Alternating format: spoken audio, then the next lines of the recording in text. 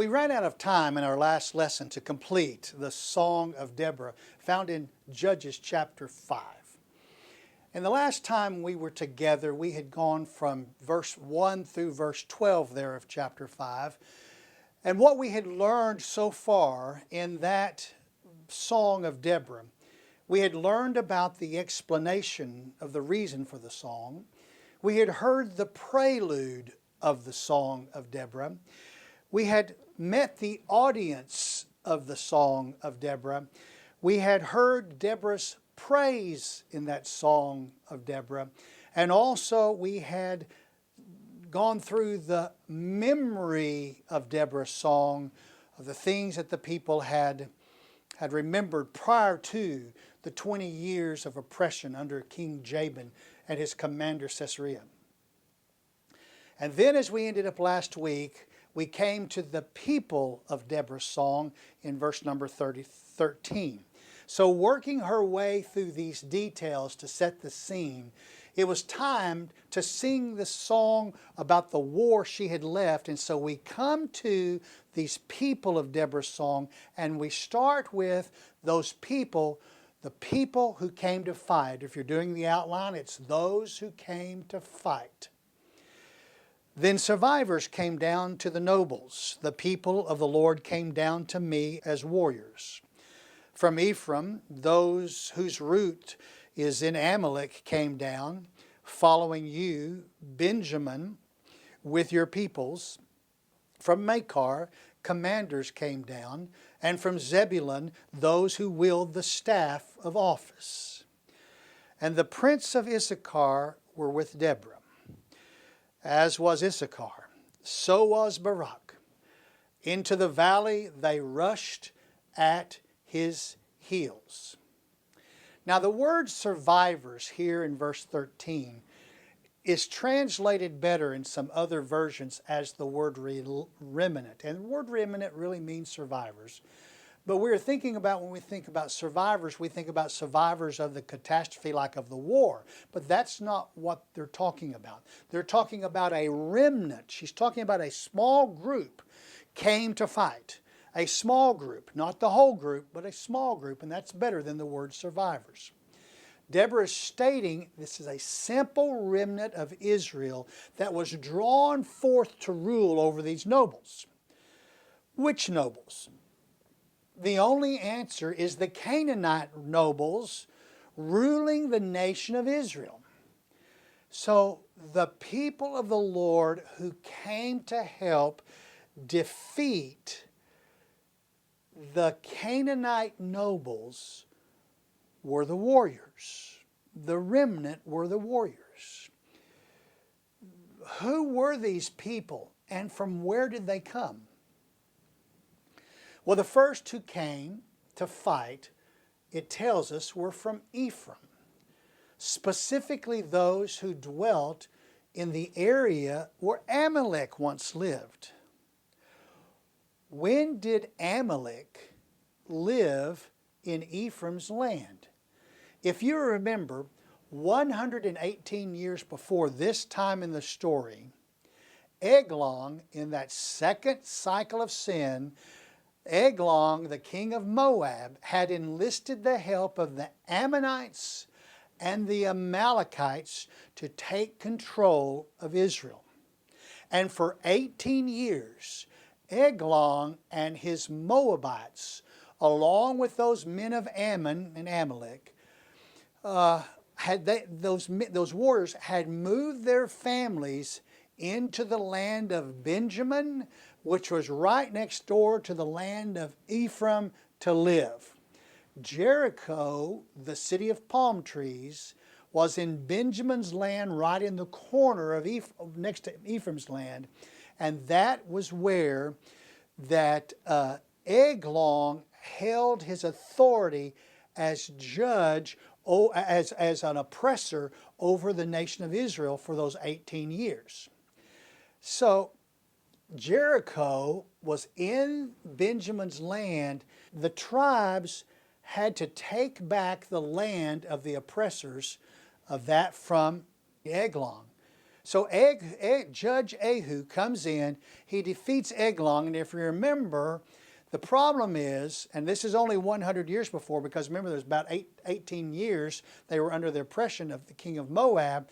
When Ehud comes in and he runs off the oppressors, they don't get rid of all the Amalekites who have settled in the land of Ephraim and in the land of Benjamin, by the way. So these men were from the territory of Ephraim, and they were men who came to fight with Deborah from those areas that for 18 years before, 100 years before, were inhabited by the Amaleks, and some of them were probably still living in the area. So these men were from the current home of Deborah, which is the tribal area of Ephraim. And no doubt they journeyed with her and Barak to go back way up to Hazor. The tribal area of Ephraim was bordered there with the tribal area of Benjamin. And they joined. Benjamin also joined, if you remember in this passage we just read, they joined Deborah and Barak in the fight. So at this point in the story, Benjamin and Ephraim lived close. They were close, and they were also close to Deborah and her guidance and leadership, because Deborah's palm tree, where she ruled from as a magistrate in the Ephraim area, was just a few miles from the tribal area of Benjamin. And Benjamin's warriors joined in the battle. Who is Makar? Makar's commanders came down. Where did these commanders come from? Makar was the only son of Manasseh. Manasseh was the brother of Ephraim. If you remember, Manasseh's tribal land was north of Ephraim's land. However, if you also remember when we studied the book of Joshua, when the land was allotted by Joshua, Manasseh got their portion of the land first, and it was huge. Then Ephraim's land, Manasseh's little brother's land, was carved out of Manasseh's land at the south part of it. However, we must remember also that half of Manasseh's tribe lived on the other side of the Jordan River, the east side of the Jordan River, and the other half lived on the west side of the Jordan River, on the side where Ephraim was. And they lived there north of the allotment that went to Ephraim. So they're right there together. So this reference must mean that these commanders who lived on that west side of the Jordan River, just north of Ephraim, came to help Deborah and Barak with the battle. Now, when Deborah and Barak made their announcement concerning the campaign, the commanders of Manasseh, whose only son was Makar, so that's the relationship, came to help with the organization of the campaign. Now, once in the north, in that north portion of the Promised Land, the tribe of Zebulun was enlisted. And if they could hold a staff of office, they joined in the campaign. What does that little phrase mean? The staff of office. I'm telling you, it's this. It is a reference to those who had the authority within the tribal area of Zebulun to muster the troops to battle, to call the troops to come war, be part of warriors in the war. They came. Well, Zebulun was instructed by the Lord through Deborah to call its people to the Lord, and so they did. The passage then turns to the princes of Issachar were with Deborah. Who were the princes of Issachar? Now, in this song, Deborah had revealed some personal information that we're not privy to back in the introduction of this story in chapter 4. The Hebrew rendering says, "My princes of Issachar were with Deborah." My, okay? That's what the Hebrew says. It's not here in our English, but it should be. So if that is correct, and I do believe it is correct, Deborah was born a descendant of the tribe of Issachar. She married a man by the name of Lapidoth of the tribe of Ephraim, which, by the way, was totally permissible by the Lord and by the Lord's law. Therefore, simply the mention of Lapidoth's name in the introduction was to identify him as belonging to the tribe of Ephraim, even though Deborah belonged to the tribe of Issachar. Belonging to Lapidoth gave validity to Deborah to judge at her palm tree in Ephraim's land instead of back up in the land of Issachar. And because of Deborah's involvement in this campaign, and because she was of the tribe of Issachar, the rulers of Issachar supported her. It meant the army of Issachar would be there to help. Now with Barak, all of these cousins, all of these nations of Israel joined together, and what did they do? They joined into the valley and they rushed at his heels. Whose heels? Well, it has to be Sisera, who was the commander of Jabin's army. Well, those were those who came to fight. And as we pick up in verse 15b, Deborah tells us about those who failed to fight. Isn't it interesting that we always see a positive and a negative in the Hebrew writings? It can be a praise and it can be a condemnation also. So Deborah has just praised those who came to fight, and now she is going to condemn those who failed to fight. Verse 15b. Among the divisions of Reuben there was great resolve of heart. Why did you sit among the sheepfolds to hear the piping for the flocks? Among the divisions of Reuben there was great searching of heart. Gilead remained across the Jordan. And why did Dan stay in ships? Asher sat at the seashore and remained by its landings. 4 of the northern tribes failed to fight with their Israelite brethren. Reuben, Gilead, Dan, and Asher. Well, you say, wait a minute. Gilead is not the name of a tribe. Well, hang on, I'm going to explain that. Reuben searched, if you remember, Reuben was mentioned first.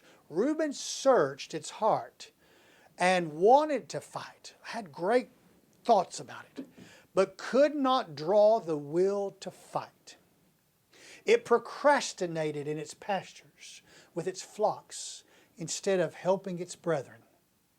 Gilead that was mentioned there, you say, wait a minute, there's not any tribal area of Gilead. Yes, there is, and here's the reason why. If you look at the maps, the area called Gilead was on the east side of the Jordan River, way up north, where the oaks of Bashan are and all of that. And there lived the other half tribe of Manasseh, who controlled the portion called Gilead. And they called it Gilead. It was a second name for the tribe over there. So if they lived on the side of the west side of the Jordan River, the side where Jerusalem is and Bethel and all of that, Shiloh, Jericho, they called that Manasseh area. Its nickname was Machar, the only son of Manasseh. If the people lived on the eastern side, the nickname for them, for those Manassans, was Gilead. And so Deborah's got it right on both cases. But neither did this half-tribe called Gilead of Manasseh come to help its brethren in the fight. Dan stayed on its ships, it says. This verse does not mean that Dan was a ship-going people. Dan's tribal area was on the border of the Mediterranean Sea, down about the top of the central area of the Promised Land. And living there near the seaports, Joppa and that type of area, what would be that area, The men of Dan would have worked on the docks in the shipping industry. In other words, what Deborah is saying, instead of coming to help fight, you stayed at work on the ships, unloading and loading the ships rather than helping your brethren. Asher followed suit with the tribe of Dan. Asher, if you remember, it's a tribal area that borders on the Mediterranean Sea in the northernmost part of the Promised Land. It's Naphtali, it's Zebulun, it's Asher. Asher, Zebulun, Naphtali. Naphtali, Zebulun, Asher.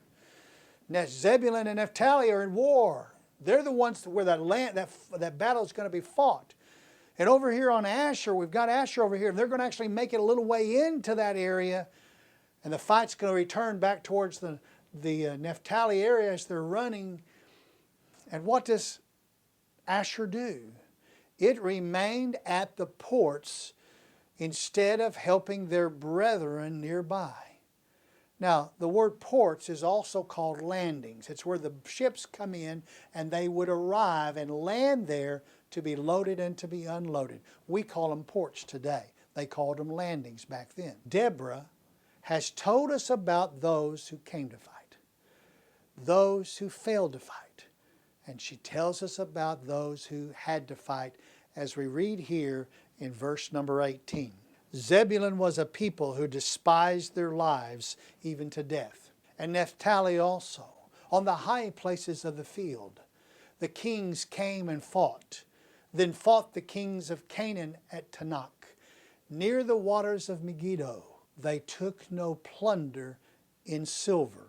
The battle against Caesarea and his army would take place and begin in the tribal area of Zebulun and also include a little portion of Asher and then end in the area of Naphtali.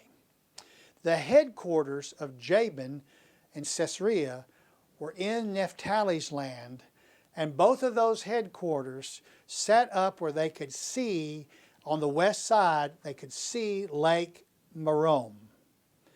But the Lord had instructed the Israelites not to fight them in their home tribal area. They're in Naphtali by Lake Merom in their home base. The Lord instructed them to begin the fight at Mount Tabor, and Mount Tabor was in Zebulun's land. The battle would start there on the high place of the field around Mount Tabor. The men of Zebulun and Naphtali were willing to fight to their deaths to win back Israel's freedom. That's what the text means. Verse 19 uses the word kings. We must remember that every Canaanite city was surrounded by villages. The cities were walled, the villages were not walled. And so when trouble came, the people from the villages would run into the walled cities for safety. Well, every Canaanite city with its villages had a king. And when the kings came and fought, all the cities in the Canaanite land up there that were supposed to be destroyed, they came to fight. They joined together to fight under the direction of Caesarea and for their king, their major king, whose name was Jabin, and they came to fight against the Israelites. Now, the villages of Tanakh and Megiddo both sit on the left side of the river Kishon, or the Kishon River. In chapter 4, we learn that the battle started at the foot of Mount Tabor and proceeded from there. Tanakh lays 15 miles from Tabor. So in chapter 4, we learned that the Israelites fought and killed the Canaanite army, but its commander got away and ran to his hometown right there on the shores of Lake Merom. And the heaviest part of the battle occurred at Tanakh, where the waters of the Kishon and were flowing quickly. And the Canaanites were not successful there. The winner in a battle always gathers up the spoils of the other army, which also included silver. And get this, At this time in history of Israel, silver to the people of Israel was more valuable to the average man than gold was, because the common man used silver to purchase supplies. He used silver to purchase food. And because the Canaanites were all destroyed, they took no silver in spoils from the Israelites. Well, in Deborah's song, she included those who also helped the fight. The helpers, I'm telling you, were under the divine control of the Lord. Verse number 20. The stars fought from heaven. From their courses they fought against Sisera. The torrent of Kishon swept them away. The ancient torrent, the torrent Kishon. O my soul, march on with strength. Then the horse's hoofs beat from the dashing of his valiant steeds. Curse Meroz, said the angel of the Lord. Utterly curse its inhabitants, because they did not come to the help of the Lord, against the warriors. The Lord used the forces of nature to help His people Israel, which He always did. Meteorites fell to harm Sisera's army. The flooding of the Kishon River rushed against Sisera's army. All that has been mentioned allowed the horses of the Canaanites to be so frightened that they trampled their own owners when they fell. Now, who was Meroz? Meroz was actually a village that sat just 12 miles from Samaria. It was a little village that was on the path of the battle as it was leading from Mount Tabor to Naphtali. As it swings down and around, it actually comes out, that Kishon River comes down, swings around, comes over and comes back up like this. It was on that path from Mount Tabor to Naphtali, sitting there on that Kishon River. Deborah is telling us that as this battle passed through Meroz, the Israelites in Meroz did not lend a hand to fight. Therefore, the angel of the Lord cursed the people of that town. The army of Sisera was dead, but Sisera was still alive. We know the story of this tragic death, but at this point in the chapter we are introduced to the woman of Deborah's song, whose name was Jael. We hear about her again in verse number 24. Most blessed of women is Jael, the wife of Heber the Kenite. Most blessed is she of women in the tent. He asked for water, and she gave him milk. In a magnificent bowl she brought him curds. She reached out her hand for the tent peg, and her right hand for the workman's hammer. Then she struck Sisera. She smashed his head. She scattered and pierced his temples. Between her feet he bowed. He fell. He lay. Between her feet he bowed. He fell. Where he bowed, there he fell dead. Deborah added a few new facts here in this passage. In addition to the milk, Jael also was fed. She fed Sisera curds. Now, when milk was churned, the curds were often pressed into a form of cheese. Something like what we call blue cheese. That's the texture of what it would be. It's curds. In this case, it is right to assume that she gave Sisera milk to drink and cheese to eat, a meal fit for a noble. Now, even though, and you know the rest of the story, how she killed him, and even though Deborah was a judge, I want to tell you this, she was also a woman and a female. Deborah looked at the consequences, and she had to look past his death. And she looks past his death to see Sisera's own mother in verse number 28. Out of the window she looked and lamented, the mother of Sisera, through the lattice. Why does his chariot delay in coming? Why do the hoofbeats of his chariot tarry? Her wise princesses would answer her. Indeed, she repeats her words to herself. Are they not finding? Are they not dividing the spoil? A maiden, 2 maidens for every warrior? to Sisera a spoil of dyed work, a spoil of dyed work embroidered, dyed work of double embroidery on the neck of the spoiler. For 20 years, her Canaanite commander's son always came home.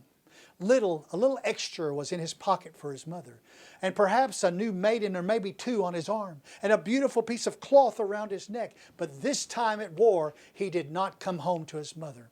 The consequences of war, the takeaway here is, the consequences of sinning against the Lord, the takeaway here is, there will always result in the same ending. Here's the takeaway. The mother or loved ones and fathers of those who do not come will be brokenhearted. No matter if they were evil or not, they'll be brokenhearted. The enemy of Israel was dead. Finally, the writer records the benediction of Deborah's song, the prayer to the Lord concerning Israel's enemies in verse 31a. Thus let all your enemies perish, O Lord, but let those who love Him be like the rising of the sun in its might. It is a correct prayer. It is a prayer that pleases the Lord. It matches His promise to the nation of Israel. His command was for all the Israelite Canaanite enemies to be destroyed because they worshiped other gods and not the one and only God Himself. But the writer added one last line in this chapter to establish the result of the story of Deborah's song in verse 31b. And the land was undisturbed for 40 years. Deborah followed the Lord to free Israel. 20 years of oppression, then 40 years of freedom.